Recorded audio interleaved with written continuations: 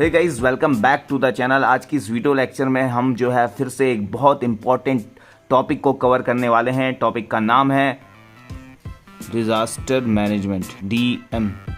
ठीक है,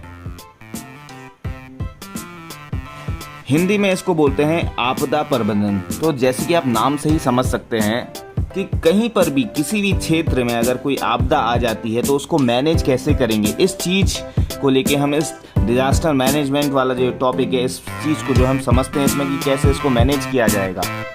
तो समझते हैं कि डिजास्टर किन किन कारणों से हो सकता है, आपदा किन किन कारणों से आ सकती है। तो आपके दिमाग में जो सारी भी चीज़ यहाँ पे पॉइंट चल रहे हैं वो यहाँ पे मैं लिख देता हूँ। देखिए, जैसे earthquake, tsunami, volcanic activity, cyclone. ठीक है, ये सारे के सारे जो क्या है एक्टिविटीज़ हैं जिससे कि आपदा आ सकती है, जिससे कि बहुत बड़ा डिजास्टर हो सकता है। हिंदी वाले सभी ध्यान देंगे, इसको हिंदी में बोलते हैं अर्थक्वेक को बोलते हैं भूकंप, सुनामी को सुनामी ही बोलते हैं। सुनामी नाम से जानते हैं कि जो है 2004 में बहुत बड़ी सुनामी आई थी जिससे बहुत सारे जो क्षेत्र तबाह हो गए थे। ये वॉल्केनिक एक्टिविटी क्या होती है, इसको बोलते हैं ज्वालामुखी गतिविधि। ठीक है, ज्वालामुखी गतिविधि।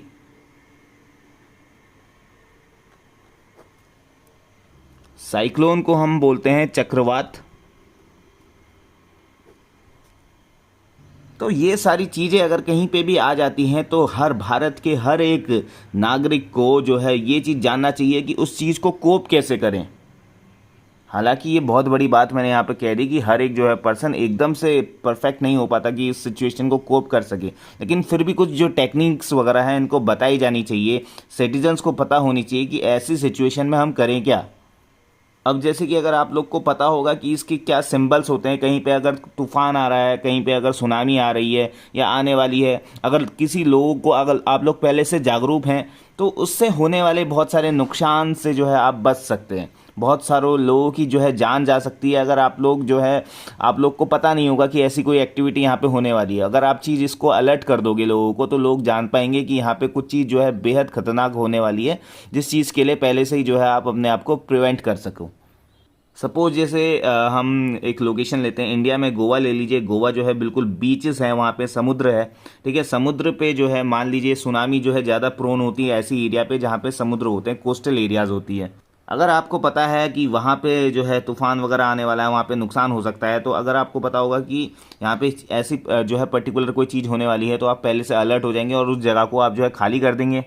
तो इससे बहुत जान माल की जो नुकसान हो सकती थी वो बच जाएगी। ठीक है,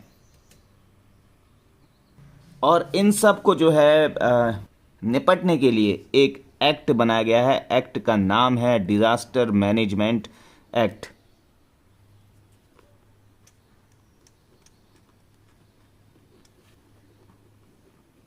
टू 2005 का ये जो है कानून है। ठीक है, आपदा प्रबंधन अधिनियम इसे बोलते हैं। अब आप लोग के मन में एक सवाल आ रहा होगा कि आपदा होती क्या है, इसको डिफाइन कैसे करेंगे। तो आप लिखेंगे कि आपदा को आप जब डिफाइन करेंगे, आपदा एक ऐसी घटना है जो जीवन और संपत्ति के लिए बेहद नुकसानदायी होती है, जो किसी के भी जीवन में तबाही लेके आ सकती है, जिससे किसी भी व्यक्ति को बहुत नुकसान उठाना पड़ सकता है। यहाँ पे मैं एक चीज़ लिखना भूल गया कि जो जीवन और संपत्ति के लिए। अब देखिए, आप सभी जानते हैं कि आपदा जो है वो, यानी कि जो डिज़ास्टर है ना, वो दो टाइप के हो सकते हैं। वो पहले तो जो है नेचुरल होते हैं, जैसे कि मैंने आपको बताया अर्थक्वेक, सुनामी, वॉल्केनिक एक्टिविटी, और दूसरे होते हैं मानव निर्मित। हिंदी में आप समझ सकते हैं कि या तो ये प्राकृतिक होते हैं या फिर ये मानव निर्मित होते हैं, या मैन मेड डिज़ास्टर्स, जिसमें कहीं ना कहीं इंसानों का हाथ है। ठीक है, और ये सारे डिज़ास्टर, ये जो आपदा है ये ऐसी है कि इसको जो है कोई भी ह्यूमन कंट्रोल नहीं कर सकता। एक बार अगर आ जाए तो कंट्रोल नहीं कर सकता। हाँ, उससे पहले कुछ स्टेप्स उठा सकता है जिससे बहुत सारे नुकसानों के होने से वो बच सकता है, उसकी संपत्ति बच सकती है, वो खुद भी बच सकता है। ये जो मैंने यहाँ पे शब्द लिखा है इसका मतलब आप जानते हैं? नहीं जानते तो मैं बताता हूँ। इसका मतलब होता है खतरा। ये वर्ड मैंने यहाँ पे क्यों लिखा है, क्योंकि ये इसी को जो है रिलेट करता है, डिज़ास्टर आपदा को रिलेट करता है। आपदा क्या है, एक खतरा ही है। आपदा क्या है, एक हैज़ार्ड है। Disaster is a hazard. तो आप लिख सकते हैं कि disaster is a hazard which can cause damage to. अब देखिए किस चीज़ को जो है ये डैमेज करेगा, ये डैमेज कर सकता है आपको, यानी कि पीपल को अगर आपको डैमेज करेगा तो आपको किस बेसिस पे डैमेज कर सकता है। हो सकता है आपकी डेथ हो जाए, हो सकता है आपको कोई चोट पहुंच जाए, आपको कोई इंजरी हो जाए, हो सकता है कि आपको कोई इस डिज़ास्टर से आपको कोई डिजीज़ हो जाए, बीमार जो है आप पड़ जाएं, हो सकता है कि आप स्ट्रेस में आ जाएं कि अरे बाप रे आपके संग कुछ ऐसा हो गया इस डिज़ास्टर में जिससे आप जो है भूल ही नहीं पा रहे हैं कि अगर वो डिज़ास्टर नहीं आती तो आप जो है बहुत अच्छी लाइफ जी रहे होते। यानी कि मृत्यु, चोट, बीमारी और तनाव ऐसे कॉजेज जो है उत्पन्न कर सकती है डिज़ास्टर। सबसे पहले आपने जाना कि पीपल को डैमेज कर सकती है। दूसरा आप जानेंगे कि it can damage to environment, यानी कि पर्यावरण, एनवायरनमेंट को जो है ये डैमेज कॉज कर सकती है। और एक बार एनवायरनमेंट को इसने जो है ख़तरा कर दिया है तो उससे क्या होगा कि there will be loss to flora and fauna. Loss to flora and fauna. Flora and fauna का मतलब आप समझते हैं? हम पढ़ तो देते हैं, हम बोल तो देते हैं फ्लोरा फोना। फ्लोरा फोना से मिलके ही एनवायरनमेंट बना होता है। फ्लोरा डिनोट करता है वेजिटेशन को, वनस्पतियों को, यानी कि पेड़ पौधे जितने भी हैं सब फ्लोरा में आ गए। फोना हो गए जीव। जीव में all the living beings other than animal, other than human beings, क्योंकि ह्यूमन बींग्स मैंने यहाँ पे इंक्लूड कर दिया है। ठीक है, तो फ्लोरा एंड फोना में जो है पेड़ पौधे और जीव जंतु आ गए, अदर देन ह्यूमन बींग्स।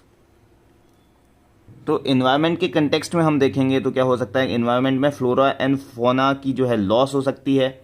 अगर मान लीजिए कहीं पे बाढ़ आ गई तो वहाँ पे कुछ एरिया में पेड़ वगैरह हैं किसी भी चीज़ के, कुछ बहुत सारे पौधे हैं तो वो तबाह हो सकते हैं। वहाँ पे रह रहे जो जीव जंतु हैं, जैसे कि नदी किनारे जो है उसमें नदी में जो है बाढ़ आ गई है तो वहाँ पे जो मछलियाँ हैं उनको इफ़ेक्ट हो जाएगा, वो मर जाएंगी। अगर मान लीजिए कहीं पे अर्थक्वेक आता है, कहीं पे भूकंप आता है तो वहाँ पे बहुत सारा मलबा इकट्ठा हो जाएगा। मलबा इकट्ठा हो जाएगा तो वहाँ पे जो है बहुत सारा पॉल्यूशन हो जाएगा। ठीक है, और इन्हीं सब चीज़ों से क्या हो जाएगा, we will be losing, there will be a loss of biodiversity, ऐसे आप जो है बता सकते हैं। There will be loss of biodiversity, यानी कि मैंने बताया आपको कि ये जो डिज़ास्टर है इससे क्या हो सकता है, पीपल्स को खतरा हो सकता है, इन्वायरमेंट को खतरा हो सकता है, फ्लोरा एंड फोना को खतरा हो सकता है। ठीक है, और बहुत सारा पॉल्यूशन हो सकता है, लॉस ऑफ डाइवर्सिटी, बायोडाइवर्सिटी हो सकती है, यानी कि जैव विविधता, बायोडाइवर्सिटी आप समझते होंगे। तो ओवरऑल मैंने आपको ये बताया कि ये जो खतरा, मैंने आपको बताया कि ये खतरा एक ऐसी घटना है, इट इज़ एन इंसिडेंट जिसमें चोट, यानी कि जीवन को हानि या संपत्ति को, जीवन को, संपत्ति को, पर्यावरण को हानि पहुंच सकती है। ठीक है, हानि पहुंचने की संभावना हो सकती है। तो गाइज अगर आपको इतनी चीज़ें समझ में आ रही हैं तो आप बेहद राइट प्लेटफॉर्म पे हैं।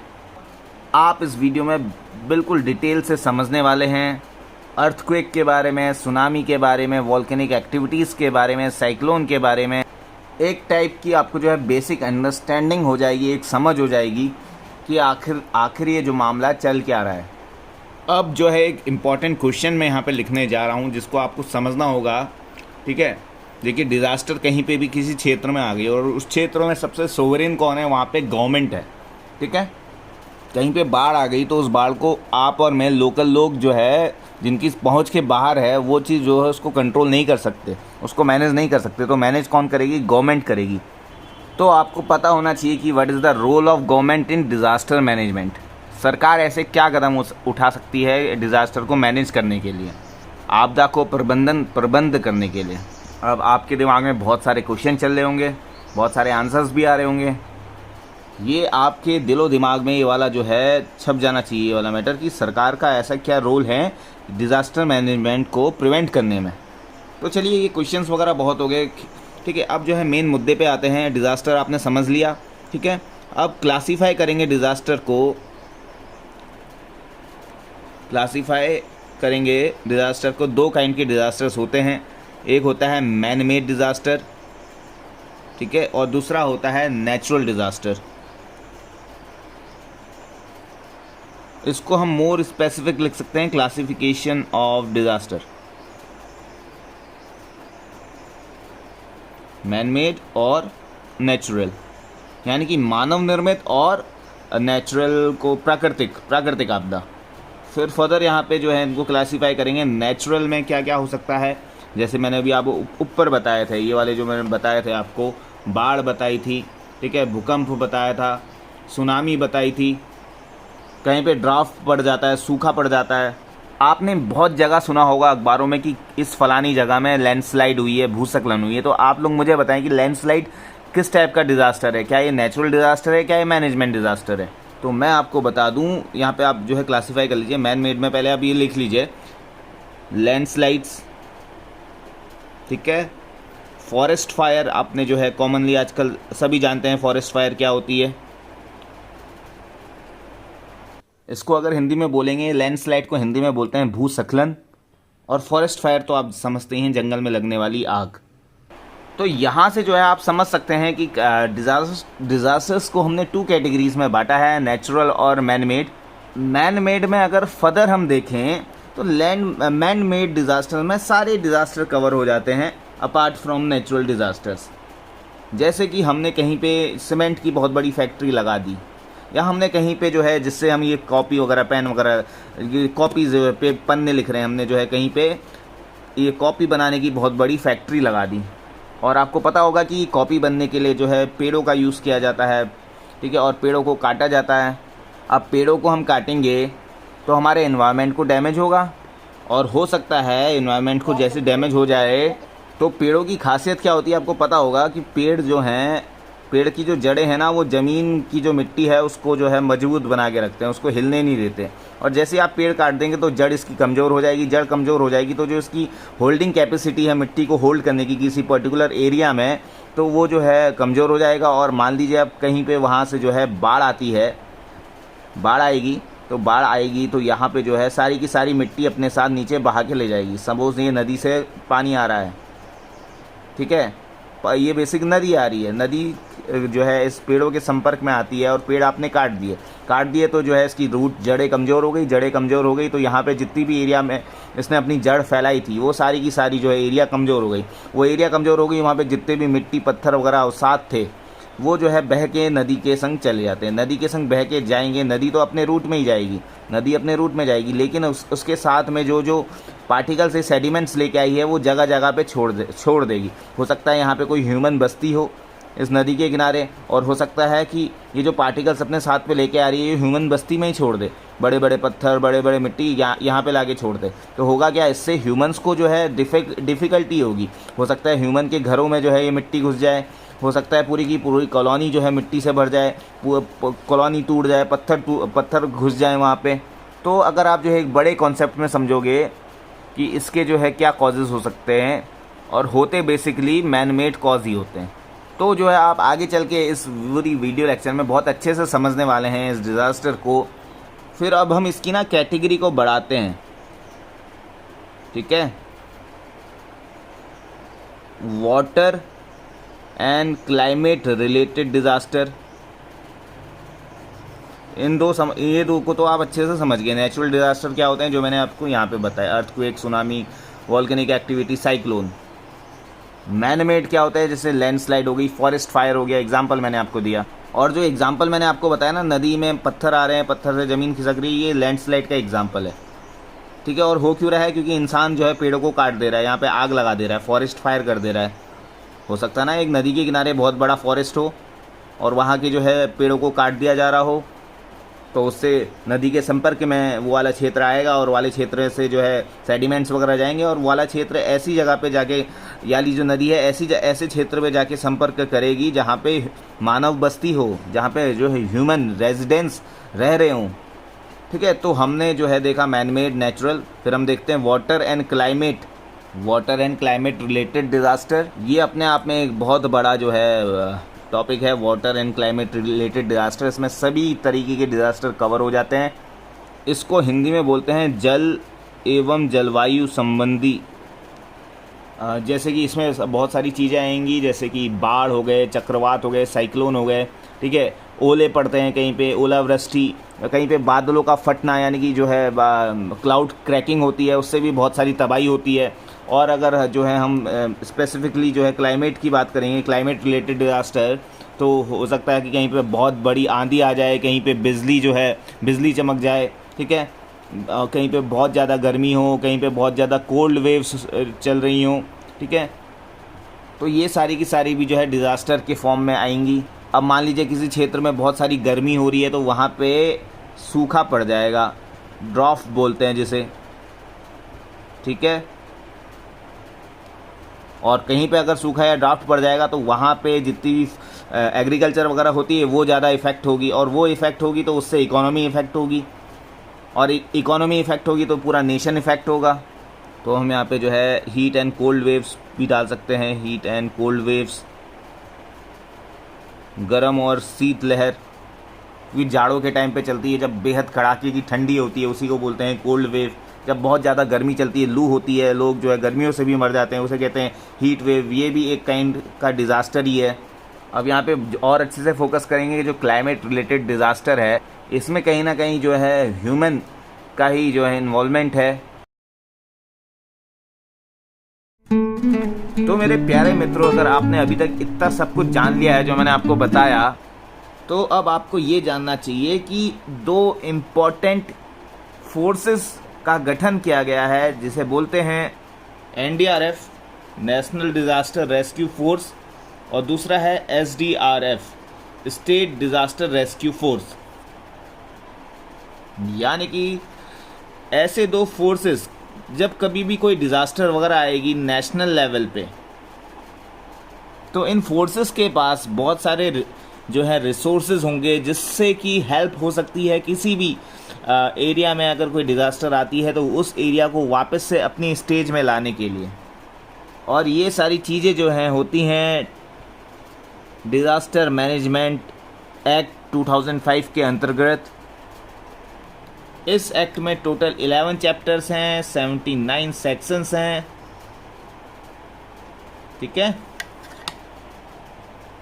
तो ये तो आप समझ गए होंगे, एनडीआरएफ, एसडीआरएफ, और एक डीडीआरएफ भी होती है, डिस्ट्रिक्ट डिज़ास्टर रेस्क्यू फोर्स बोलते हैं जिसे। ये नेशनल लेवल पे होती है, ये स्टेट लेवल पे होती है, ये डिस्ट्रिक्ट लेवल पे होती है। तो इतनी चीज़ें जो मैंने आपको बताई है, तो ये मैं मान के चलता हूँ कि आप लोगों को पहले से पता होगी। अब चलते हैं इसके जो है मेन जो ये एक्ट है, डिज़ास्टर मैनेजमेंट एक्ट। जैसे कि मैंने आपको बताया कि total 11 chapters are there and 79 sections are there. पहला सेक्शन इसका जो है, जैसे कि हर किसी एक्ट का बोलता है कि शॉर्ट टाइटल क्या होगा, इसका एक्सटेंट यानी कि इसका विस्तार कहाँ तक होगा, इसका कमेंसमेंट कब तक होगा, कब से लागू होगा ये।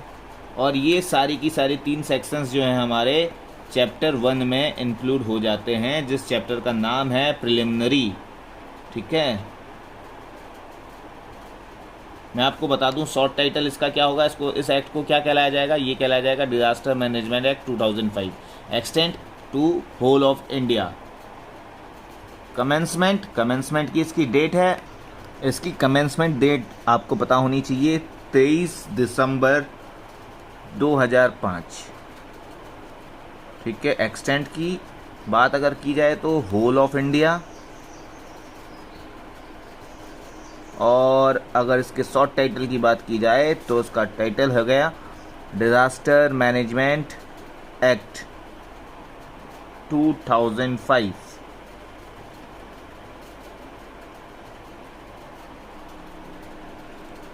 ये जो है ना, ये जो मैंने 1 2 3 आपको बताया, अगर अपने ये जो है ना, ये पहले सेक्शन में ही आते हैं सब। पहले सेक्शन के फर्स्ट क्लॉज में, पहले सेक्शन के दूसरे क्लॉज में, पहले सेक्शन के तीसरे क्लॉज में।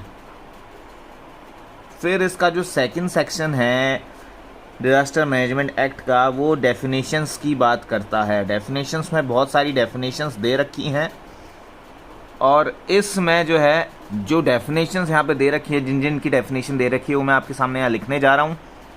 2 के में दे रखा है अफेक्टेड एरिया क्या होगी। अफेक्टेड एरिया जैसे कि आप नाम से ही समझ सकते हो, वो एरिया यानी कि प्रभावित क्षेत्र जहाँ पे अगर मान लीजिए कहीं पे बाढ़ आ रही है, ये अगर मान लीजिए ये नदी है और ये गोवा वाला एरिया है, ठीक है, तो या यहाँ पे समुद्र है, गोवा में तो नदी नहीं है ना, गोवा में समुद्र है, समुद्र में जो है सुनामी आ गई, तो सुनामी आने से यहाँ पे कुछ बीचेस हैं, जैसे बागा बीच है, जैसे कैलंगूट है, जैसे कैंडोलिम बीच है, जैसे वास्को वाला एरिया है, तो यहाँ पे जो है सुनामी आ जाती है और इतनी एरिया में इफ़ेक्ट पड़ जाता है, तो ये हो जाएगा इफ़ेक्टेड एरिया। वहीं पर अगर मान लीजिए ये गंगा नदी है और ये यहाँ लोग जो है हरिद्वार जो बसा हुआ है हर की पौड़ी, ठीक है, और ये गंगा नदी में बाढ़ आती है, ठीक है, फ्लड आता है, तो इस फ्लड से क्या होगा, यहाँ पे आसपास के जितने क्षेत्र हैं वो प्रभावित हो जाएंगे, इफेक्ट हो जाएंगे, तो ये हो जाएगा अफेक्टेड एरिया, हर की पौड़ी वाला रीजन। तो अफेक्टेड एरिया 2A में डिफाइन कर रखा है। 2B में जो है वो बता रखा है कि कैपेसिटी बिल्डिंग। कैपेसिटी बिल्डिंग से आप क्या समझते हैं, यानी कि एक अथॉरिटी के पास अगर मान लीजिए वो डिस्ट्रिक्ट अथॉरिटी है, स्टेट अथॉरिटी है या नेशनल अथॉरिटी है, कोई भी अथॉरिटी है, उसके पास अपने दायरे में कितने रिसोर्सेज हैं, ठीक है। अगर मान लीजिए कहीं पे कोई एरिया इफ़ेक्ट हो जाता है, उस एरिया में जो फ्लड आ जाती है, उस फ्लड से प्रभावित वो क्षेत्र है, तो उस क्षेत्र को वापस रिकवर करने के लिए क्या क्या उस पर्टिकुलर जो है अथॉरिटी के पास क्या क्या रिसोर्सेज हैं, ताकि वो वहाँ को जो है पहली जैसी स्थिति बना सके।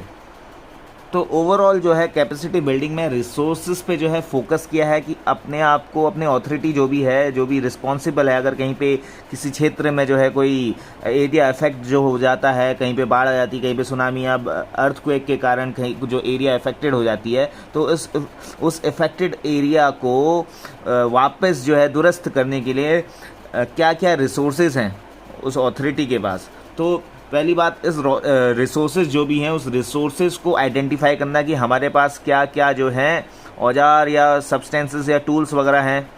जैसे कि अगर मान लीजिए ये नदी है, नदी से बहुत सारे सेडिमेंट्स आते हैं, पत्थर बजरी आता है और ये यहाँ पे रोड में आके फैला देता है। या फिर हो सकता है भूस्खलन हो गया, लैंडस्लाइड हो गई, लैंडस्लाइड से जो है एक बड़ा सा पत्थर या बड़ा सा टुकड़ा जो है मिट्टी पत्थर का रोड में आके गिर जाता है। तो अब क्या उस मिट्टी को हटाने के लिए, उस जो है जो यहाँ पे मलबा जो है आ गया है रोड में, उसको हटाने के लिए क्या हमारे पास रिसोर्सेज हैं। जैसे हमारे पास क्या जेसीबी वगैरह है, नहीं है, तो उसको एकदम बिल्कुल अरेंज करने के लिए कोई ना कोई पर्सन है जिससे हम बोल सकें, तो इसको आइडेंटिफाई करना पड़ेगा। तो इसमें जो है ना कैपेसिटी बिल्डिंग में 3 क्लॉज दे रखे हैं। पहला, identification of existing resources and resources to be acquired और created.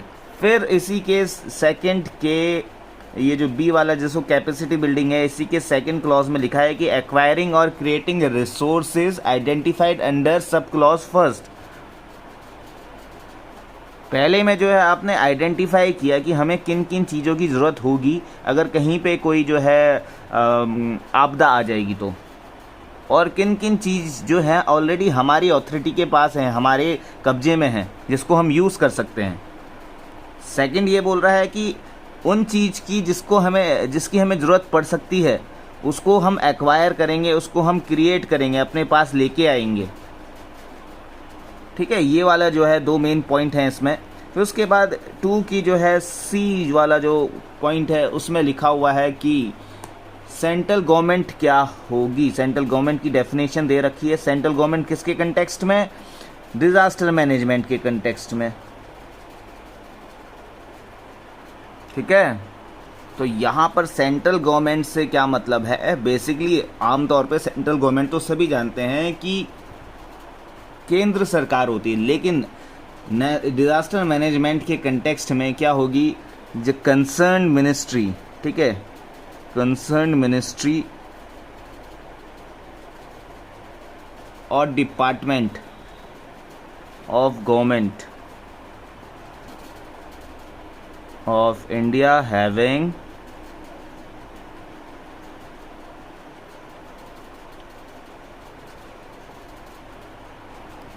administrative control of disaster management।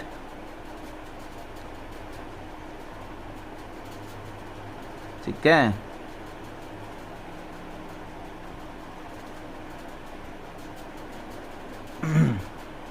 फिर सेक्शन 2 के क्लॉज डी में डिज़ास्टर को डिफाइन किया है। बोला गया है कि डिज़ास्टर मीन्स कैटेस्ट्रॉफ। इन शब्दों की गहराइयों पे जाइएगा। Mishap, calamity,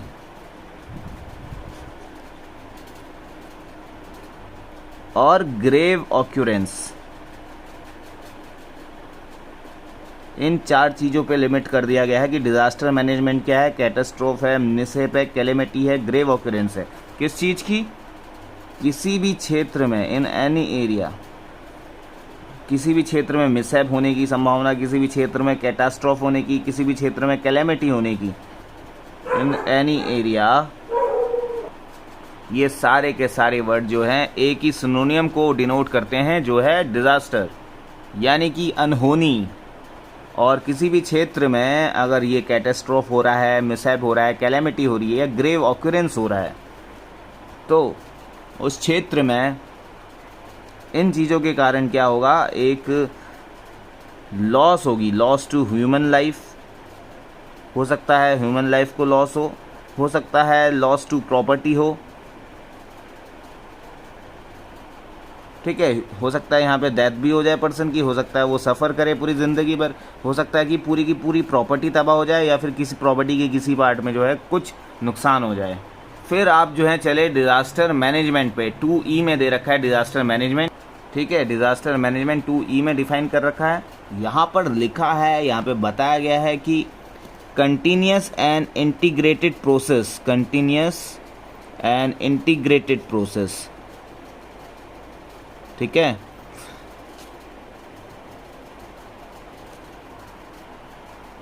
continuous and integrated process of planning, organizing, coordination and implementing measures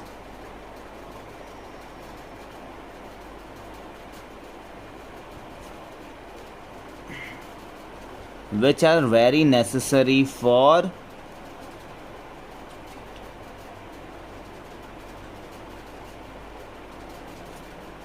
following, ठीक है। क्या क्या? प्रिवेंशन ऑफ डेंजर, खतरे को आप भाप सको और उसको प्रिवेंट कर सको। डेंजर ऑफ एनी डिज़ास्टर, कि अगर आपको मालूम है कि अगर यहाँ पे बाढ़ आ रही है, नदी है, और आपको देख रहा है नदी में जो है पानी अचानक से बढ़ जाता है, तो आपको बिल्कुल भाप लेना चाहिए कि पक्का कहीं ना कहीं ऊपर जो है ग्लेशियर पिघल रहा है, या कहीं ऊपर वाले क्षेत्र में जो है बारिश बहुत तेज़ की आ रही है, जिससे हो सकता है कि इसके कॉन्सिक्वेंसेस क्या हों, कि यहाँ पे जो है फ्लड आ जाए, यहाँ पे जो है बाढ़ आ जाए। यानी कि सतर्क हो जाना, प्रिवेंट करना अपने आप को। क्योंकि ये जो टॉपिक ही डिज़ास्टर मैनेजमेंट आप देख रहे हो, तो डिज़ास्टर मैनेजमेंट में ये जो है, ये वाला जो डेफिनेशन है 2E की, ये आपको देखना जो है बहुत ज़्यादा इम्पॉर्टेंट हो जाता है। फिर फर्दर जो है डिज़ास्टर मैनेजमेंट का मतलब बताया है कि मिटिगेशन या फिर रिडक्शन, मिटिगेशन और रिडक्शन ऑफ रिस्क और एनी डिज़ास्टर और इट्स कॉन्सिक्वेंसेस।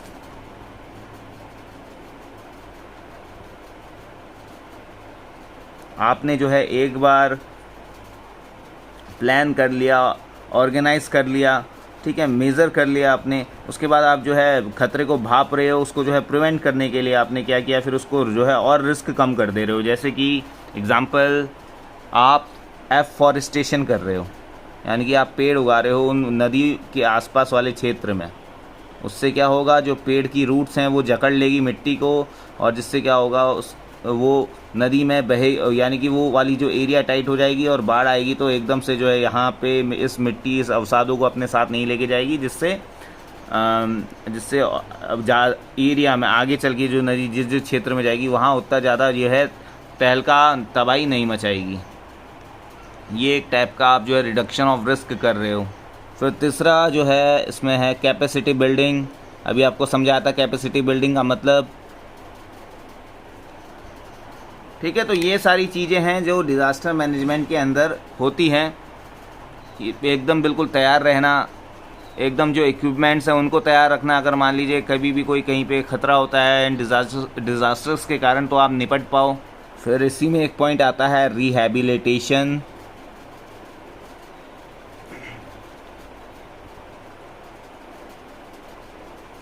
And reconstruction.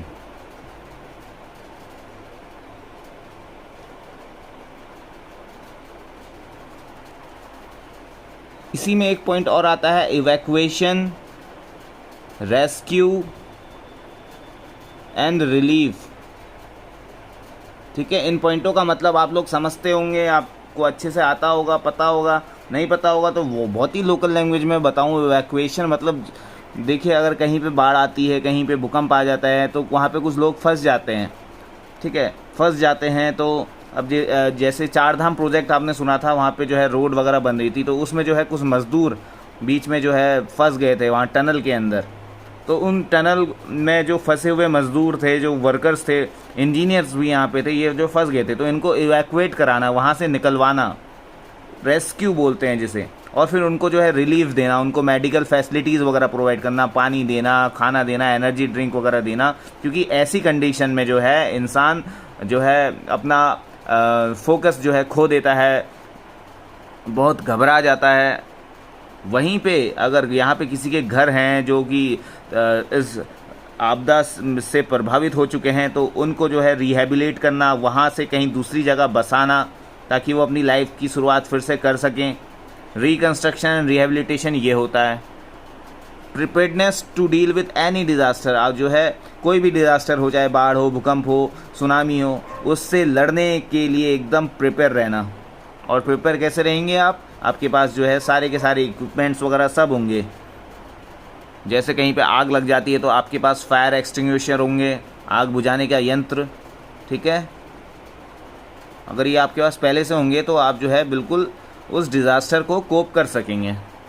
एक पॉइंट और है इसमें, असेसिंग द सेवरिटी और magnitude of any disaster, magnitude of effects of any disaster. ठीक है, अब चलिए, डिज़ास्टर तो आ गई है, बाढ़ आ गई है, लेकिन हो सकता है बाढ़ के जो है, मान लीजिए नदी है, नदी में बाढ़ आ गई है, बाढ़ के जो है फर्दर इफ़ेक्ट और क्या हो सकते हैं। मान लीजिए बाढ़ आई, बाढ़ में आए गए सेडिमेंट्स जो होते हैं, अवशेष जो होते हैं, वो यहाँ आसपास के क्षेत्र में बिखर गए। आसपास से हाईवे गुजर रही थी, हाईवे में जो है क्या हुआ, उनको हटाया नहीं, तो वहाँ पे गाड़ियाँ चल रही थी, तो गाड़ियों का क्या हो गया, एक्सीडेंट हो गया। तो इस चीज़ की भापना कि ये कहाँ तक जो है असर कर सकता है, ये पर्टिकुलर जो इवेंट हुआ है, जो पर्टिकुलर आपदा आई है, इसके और क्या क्या असर हो सकते हैं। फिर उसके बाद आप 2F में देखेंगे तो 2F में आपको डिस्ट्रिक्ट अथॉरिटी बताया गया है कि डिस्ट्रिक्ट अथॉरिटी क्या होगी।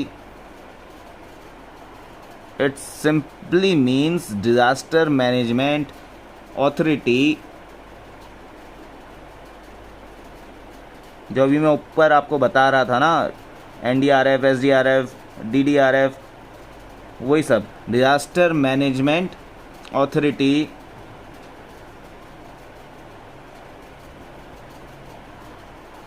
constituted under subsection 1 of section 25। Section 25 subsection को आप कैसे लिख सकते हो, 25 का ये सेक्शन हो गया, ये सब सेक्शन हो गया, ऐसे। ठीक है, ये मैं कहना चाह रहा हूँ। तो जैसी डिस्ट्रिक्ट अथॉरिटी है ना, वैसे ही स्टेट अथॉरिटी भी डिफ़ाइन कर रखी है, वैसे ही जो है नेशनल अथॉरिटी भी डिफ़ाइन कर रखी है। तो जो नेशनल अथॉरिटी है वो सेक्शन 3 में डिफ़ाइंड है। ठीक है, जैसे डिस्ट्रिक्ट अथॉरिटीज़ सेक्शन 25 के क्लॉज 1 में मेंशन थी, वैसी नेशनल अथॉरिटी सेक्शन 3 के क्लॉज 1 में मेंशन है। वैसे स्टेट अथॉरिटी भी है, ये कहाँ है, ये सेक्शन 14 के क्लॉज 1 में है। ठीक है, तो यही सारी चीज़ें जो डेफिनेशन जो चल रही हैं ना, अभी मैंने आपको जो है 2 का F करवाया, 2 के G में जो है, 2 के G में भी कोई डेफिनेशन दी है, वो काय की डेफिनेशन है। उसमें 2 के G में डिस्ट्रिक्ट प्लान बता रखा है कि डिस्ट्रिक्ट प्लान क्या होगा। ठीक है। अगर किसी डिस्ट्रिक्ट के अंदर कोई बाढ़ वगैरह या कोई भी सुनामी आती है तो उस डिस्ट्रिक्ट में कौन से प्लान्स बनाए हैं उस चीज़ के लिए, उस चीज़ को उस चीज़ से जो है डील करने के लिए, यानी कि डिस्ट्रिक्ट प्लान है, यानी कि disaster management plan for that particular district. Disaster management plan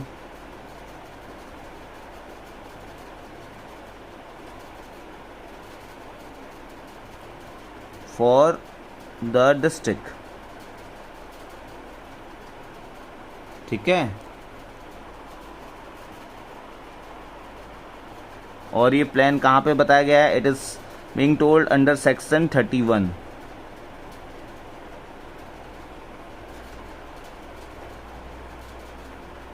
section 31 में आपको डिस्ट्रिक्ट प्लान के बारे में अच्छे से पता चलेगा। डिस्ट्रिक्ट प्लान के बाद जो है आपको 2H में पता चलेगा कि लोकल अथॉरिटी क्या होती है, ठीक है। लोकल अथॉरिटी में क्या क्या आ जाएंगे? पंचायती राज, पंचायत आ जाएंगे, पंचायती राज इंस्टीट्यूशंस, म्युनिसिपैलिटीज़ यानी कि नगर पालिका वगैरह जो होती हैं, म्युनिसिपैलिटीज़। पंचायती राज इंस्टीट्यूशन कहाँ पे आता है? विलेज, यानी कि ग्रामीण क्षेत्रों के लिए होते हैं ये इंस्टीट्यूशंस। म्युनिसिपैलिटी भी क्या है? इंस्टीट्यूशन है, ठीक है। काहे के लिए है? शहरी क्षेत्र के लिए है। एक यहाँ पे डिस्ट्रिक्ट बोर्ड भी होगा लोकल अथॉरिटी में, ये सब आता है डिस्ट्रिक्ट लोकल अथॉरिटी में। डिस्ट्रिक्ट बोर्ड, एक इसमें होगा कैंटोनमेंट बोर्ड, ठीक है।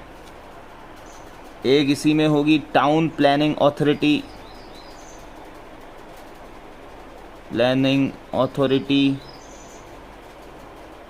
इसी को हम बोलते हैं जिला परिषद।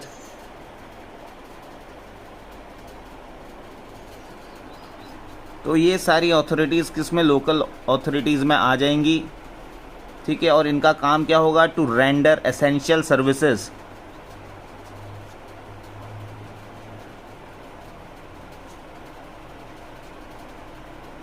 ठीक है। फिर जो है आप देखेंगे 2H में ये लोकल अथॉरिटी के बारे में बताया है। 2I में जो है मिटिगेशन बता रखा है। 2I में मिटिगेशन क्या होता है? मिटिगेशन कुछ नहीं होता है। मिटिगेशन एक तरीका होता है मेज़र करने का, भापने का, ठीक है, कि किस तरीके से जो है रिस्क है या जो इम्पैक्ट, जो भी असर हुआ है आपदा के कारण, उसको जो है कम किया जा सके, उसको रिड्यूस किया जा सके। 2J में नेशनल अथॉरिटी, ठीक है, नेशनल अथॉरिटी के बारे में बताया गया है। यानी कि 2J में सिर्फ नेशनल अथॉरिटी लिखा हुआ है, इसके बारे में कहाँ बताया गया है? अभी प्रीवियस मैंने बताया था, सेक्शन 3 में पूरा एलोबरेट है इसके बारे में, पूरा डिटेल में। फिर 2K में नेशनल एग्जीक्यूटिव कमेटी के बारे में बात की गई है, नेशनल एग्जीक्यूटिव कमेटी। और इसको कहाँ पे डिफ़ाइन किया गया है ये भी आपको पता होना चाहिए। इसको डिफ़ाइन किया गया है नेशनल एग्जीक्यूटिव कमेटी को सेक्शन 8 में, सेक्शन 8 में। ये जो एग्जीक्यूटिव कमेटी है ये नेशनल अथॉरिटी की एक कमेटी है। नेशनल अथॉरिटी कहाँ पे है? सेक्शन 3 में बताया गया है। इसी की कमेटी है एग्जीक्यूट करने की कमेटी। यानी कि एक जो है बड़ा सा जो गोल सर्किल है उसमें जो है छोटे छोटे सब सर्किल हैं, यानी कि एक बड़ा सा डिपार्टमेंट है, उसमें सब डिपार्टमेंट है नेशनल लेवल पे। एक को एग्जीक्यूट करने का काम है, एक को भापने का काम है, डेटास वगैरह बनाने का काम है। अब क्योंकि यहाँ पे जो है नेशनल लेवल की बात चल रही है, तो जैसे आपने डिस्ट्रिक्ट लेवल में आपने डिस्ट्रिक्ट प्लान देखा था 2G में, तो वैसे ही 2L में नेशनल प्लान के बारे में बताया गया है। एक नेशनल प्लान, ठीक है, क्या प्लान होगा, और इस चीज़ को डिस्कस किया है सेक्शन 11 में। फिर उसके बाद बात करते हैं 2P में चलते हैं। 2P में बताया गया है कि रिसोर्सेज में क्या क्या आएगा। रिसोर्सेज में man power,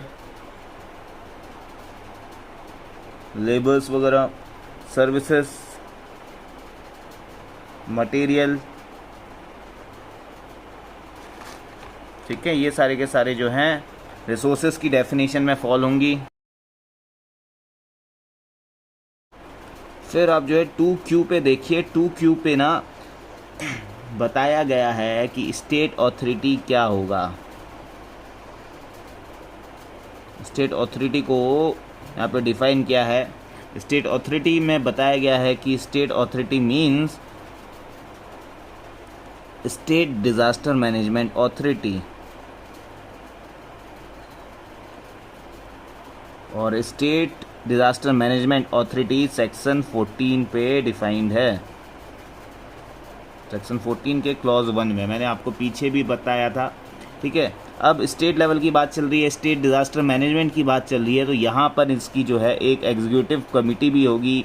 state executive committee जिसे बोलते हैं, state executive committee.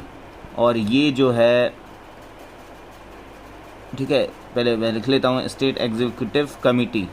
State executive committee जो है 2R में यहाँ पे डिफाइंड है, और ये बताया गया है कि स्टेट एग्जीक्यूटिव कमिटी होगी, यानी कि executive committee of the state की जो एग्जीक्यूटिव कमिटी होगी। और इसको जो है पूरा एलोबरेट करके इसके बारे में प्रोविजंस आपको सेक्शन 20 में देखने के लिए मिल जाएंगे।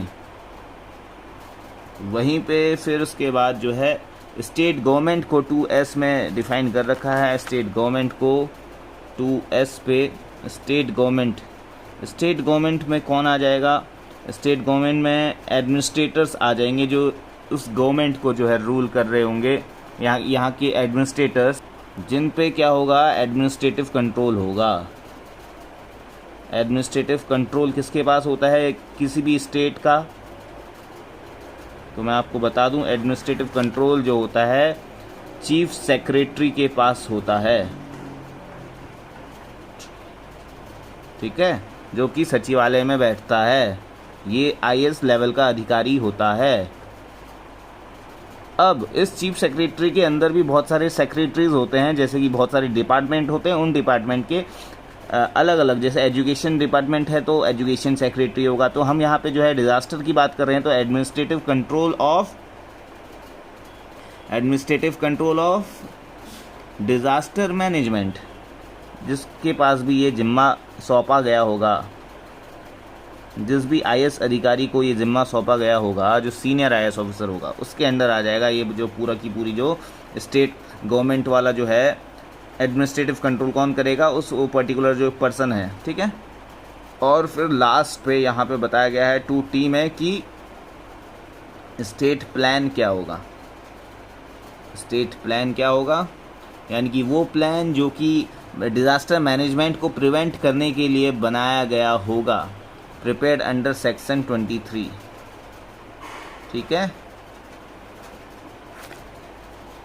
अब और कुछ इम्पोर्टेंट सेक्शंस के बारे में बात करते हैं। सेक्शन 3 में बात की गई है national disaster management authority, NDMA। आपने बहुत बार सुना भी होगा। तो NDMA एक अथॉरिटी है, जैसे कि नाम से ही पता चल रहा है, नेशनल डिज़ास्टर मैनेजमेंट अथॉरिटी, जो कि सेंट्रल गवर्नमेंट ने बनाई है कि नेशनल लेवल पे डिज़ास्टर्स को मैनेजमेंट कर सके। सिंपल सी बात ये है। अब इस मैनेजमेंट में कुछ मेंबर्स भी होंगे इस अथॉरिटी के। ठीक है, और उसमें उसको एक मान लीजिए ये जो है अथॉरिटी है, पूरी अथॉरिटी में बहुत सारे मेंबर्स हैं, और मैक्सिमम मेंबर्स कितने होंगे इसके? 9 मेंबर्स होंगे। और इन 9 मेंबर्स के ऊपर इनको जो है सुपरविज़न करने के लिए एक चेयरमैन भी होगा। तो टोटल हो गए 10 मेंबर्स। और ये चेयरपर्सन कौन होगा? आपको जान के ताजुब होगा कि ये चेयरपर्सन हमारे माननीय प्रधानमंत्री होंगे, PM। और जो ये 9 मेंबर्स हैं ना, इनको कौन अपॉइंट करेगा? इनको प्राइम मिनिस्टर बोलेंगे कि आप जो है अपनी मिनिस्ट्रीज में से कुछ मेंबर्स उठा लेंगे, किसी भी पर्सन को जो है इस अथॉरिटी का हिस्सा बना देंगे, और जो है 9 मेंबर से ज़्यादा अपॉइंट नहीं कर सकते। अब यही जो चेयरमैन है ना, इन 9 मेंबर्स में से किसी भी एक पर्सन को उठा के वाइस चेयरमैन बना देंगे। ठीक है, और ये वाइस चेयरमैन बनाने का मेन मकसद क्या है कि अगर कभी प्राइम मिनिस्टर साहब हमारे कहीं और बिजी हैं, कहीं दूसरे फॉरेन कंट्री में गए हैं या किसी भी काम में व्यस्त हैं, वो जो है इसको जो है नहीं कर पाते, सुपरविज़न नहीं कर पाते, इसको चेयरमैनशिप उस पर्टिकुलर दिन के लिए नहीं कर पाते, तो उस दिन के लिए जो है जो वाइस चेयरमैन के काम करेगा। यानी कि कोई भी डिस्कस करना हो, कोई भी देश में आपदा आ गई हो तो उससे कैसे निपटना है, उस चीज़ का डिस्कशन होता है ना, तो उस चीज़ को डिस्कशन वगैरह जो है इन प्राइम मिनिस्टर के एब्सेंस में वाइस चेयरमैन करेंगे। सेक्शन 6 पे जो है बहुत इम्पोर्टेंट बात बताई गई है, बताया गया है कि power and function of national authority.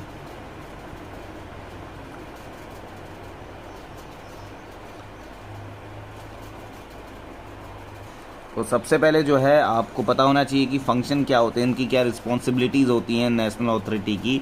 ये जो है बेसिक काम ये करते हैं कि ये पॉलिसीज़ लेट डाउन करते हैं, ले डाउन पॉलिसीज़ काहे के लिए, lay down policies for disaster management, for DM, ठीक है। और उसके अलावा ये कुछ गाइडलाइंस भी प्रोवाइड करते हैं, कुछ प्लान्स बताते हैं, plans and guidelines for DM, disaster management, ताकि जो है जल्दी जल्दी जो है जो भी डिज़ास्टर हुआ है उसको अच्छे से रिस्पॉन्स दिया जा सके, उसको अच्छे से निपटाया जा सके, उसको जो है उसका समाधान निकाला जा सके। एक होता है NIDM, national institute of disaster management. इसकी फंक्शनिंग के लिए, इसकी वर्किंग के लिए भी जो है पॉलिसीज़ बनाती है कौन, national authority of disaster management. Section 7 में बात की गई है कि एडवाइजरी कमेटी होगी, एडवाइजरी कमेटी।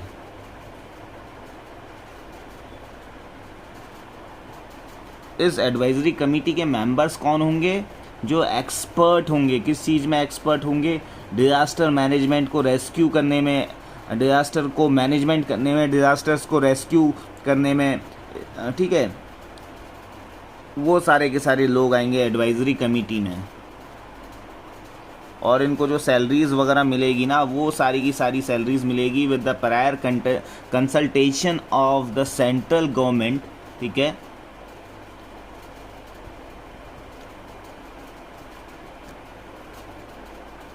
इनकी अगर सैलरी की बात करें, there salary will be,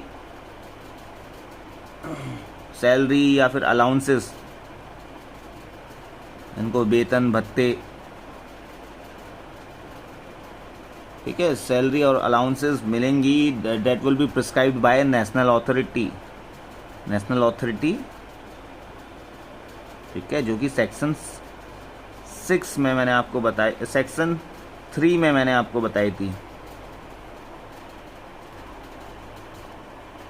section 8 पे जो है नेशनल एग्जीक्यूटिव कमेटी के बारे में बात की गई है। अब देखिए यहाँ से एक बहुत इंपॉर्टेंट चीज़ समझिएगा, नेशनल एग्जीक्यूटिव कमेटी में जितने भी मेंबर्स होंगे ना, जैसे मैं आपको बताऊँ, यहाँ पर लेते हैं, ठीक है। ये जो है एक बहुत बड़ी कमेटी है, जिस कमेटी को हमने बोला कि ये नेशनल एग्जीक्यूटिव कमेटी है, national executive committee for disaster management, ठीक है। क्योंकि हम डिज़ास्टर मैनेजमेंट की बात कर रहे हैं तो बार बार नहीं बोलूँगा मैं। अब आप देखना ना, इसमें जो मेंबर्स होंगे, इस कमेटी के जो मेंबर्स होंगे, उन्हीं मान लीजिए ये जो है मेंबर्स हैं, इसी मेंबर्स में से एक को चेयरपर्सन बना दिया जाएगा, ठीक है। और ये जो है पूरी की पूरी एक मिनिस्ट्री है ना, मिनिस्ट्री ऑफ, अलग अलग डिपार्टमेंट है, मिनिस्ट्री ऑफ होम अफेयर्स, जैसे मान लीजिए, जैसे फॉर इन एग्ज़ाम्पल मैं आपको बताऊं, जैसे कि हमारे पास एग्रीकल्चर, ठीक है, एग्रीकल्चर से रिलेटेड कोई सचिव हमने बिठा रखा है, एग्रीकल्चर सेक्रेटरी है वो, या फिर एटॉमिक एनर्जी, अलग डिपार्टमेंट है ना, एग्रीकल्चर अलग डिपार्टमेंट है, एटॉमिक एनर्जी अलग डिपार्टमेंट है,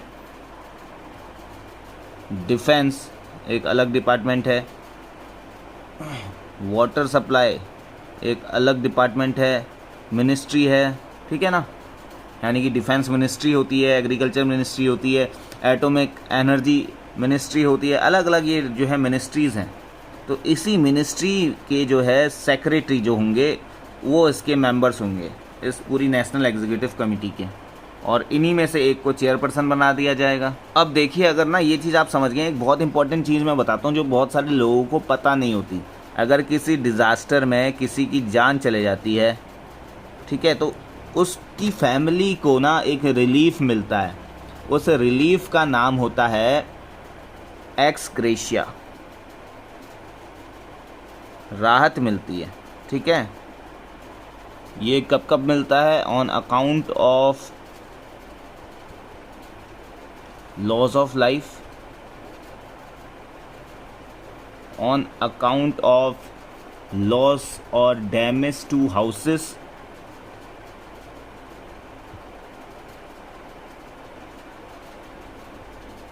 ठीक है, ताकि जो है किसी की ज़िंदगी तबाह ना हो, रिस्टोर हो सके, restoration of means of livelihood.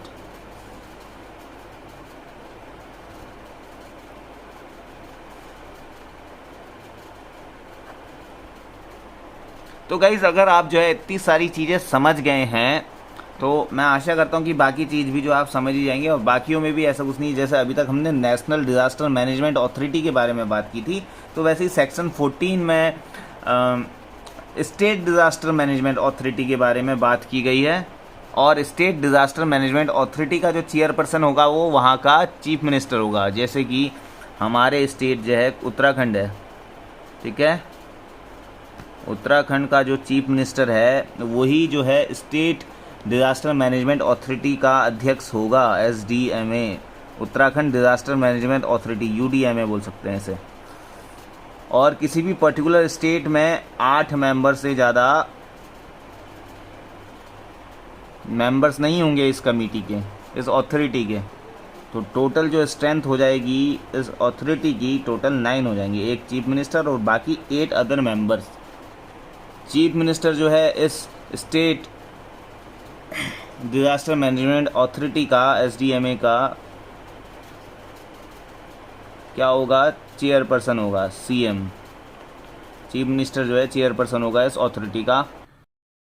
और वहीं पे जो अथॉरिटी है जिसको हम डिस्ट्रिक्ट अथॉरिटी के नाम से जानते हैं, district authority of disaster management, DADM, या फिर आप इसको ऐसे भी जान सकते हैं DDMA, district disaster management authority. बात एक ही है, ऐसे ही जो है इसको एब्रिवेशन ऐसे ही लिखते हैं इसका, DDMA, district disaster management authority.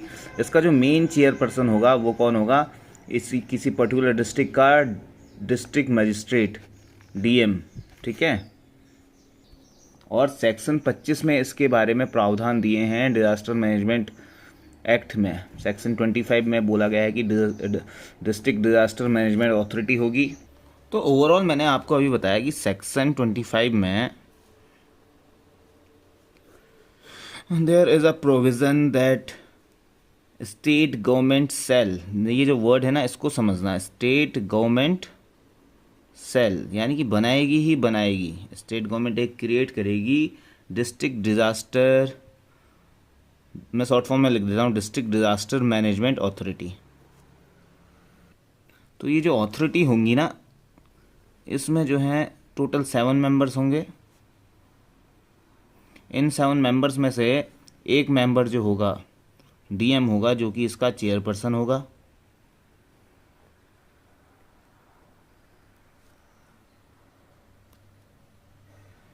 और इसमें और अदर मेंबर 6 मेंबर्स होंगे, जिन 6 मेंबर्स में से देखना, पहला मेंबर तो यहाँ पे मैं इसके मेंबर मेंशन कर रहा हूँ, डिस्ट्रिक्ट मजिस्ट्रेट हो गया।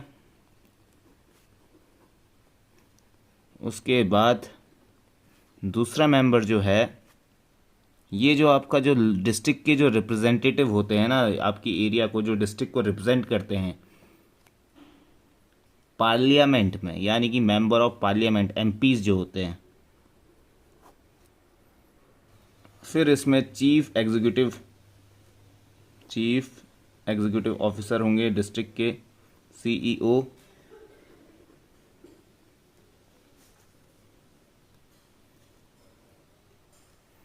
Chief executive officer of district authority,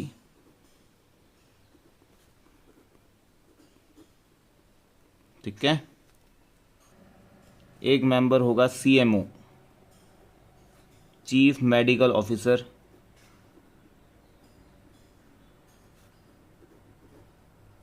ठीक है, chief medical officer of district. एक होगा यहाँ का पुलिस अधीक्षक, जिसे सुपरिंटेंडेंट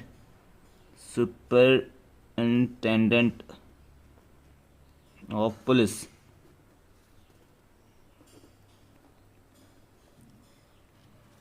और 2 डिस्ट्रिक्ट लेवल के ऑफिसर होंगे, डिस्ट्रिक्ट लेवल ऑफिसर्स, ठीक है।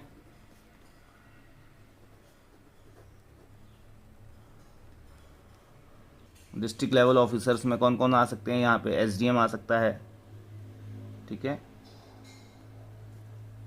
क्योंकि ये भी डिस्ट्रिक्ट लेवल के ऑफिसर होते हैं। और जिन डिस्ट्रिक्ट में ना जिला परिषद एग्जिस्ट करता है, डिस्ट्रिक्ट काउंसिल इसे बोलते हैं, तो इस जिला परिषद का जो चेयरपर्सन होगा, he will be considered as co-chairperson of district authority, co-chairperson of district authority।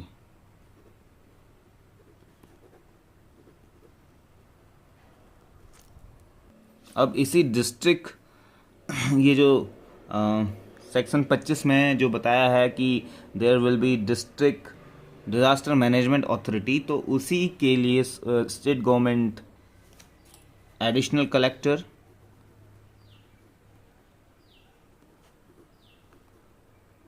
ठीक है, और एडिशनल डिस्ट्रिक्ट मजिस्ट्रेट या एडिशनल डिप्टी कमिश्नर, इनको जो है चीफ एग्जीक्यूटिव ऑफिसर की पदवी दी जाएगी। जो यहाँ पे जो चीफ एग्जीक्यूटिव ऑफिसर की बात की गई थी ना, यहाँ पे यही डिनोट करते हैं, या तो वो एडिशनल कलेक्टर होगा, या वो एडीएम होगा, या फिर एडिशनल डिस्ट्रिक्ट कलेक्टर होगा। सॉरी, ये है additional deputy commissioner, deputy commissioner,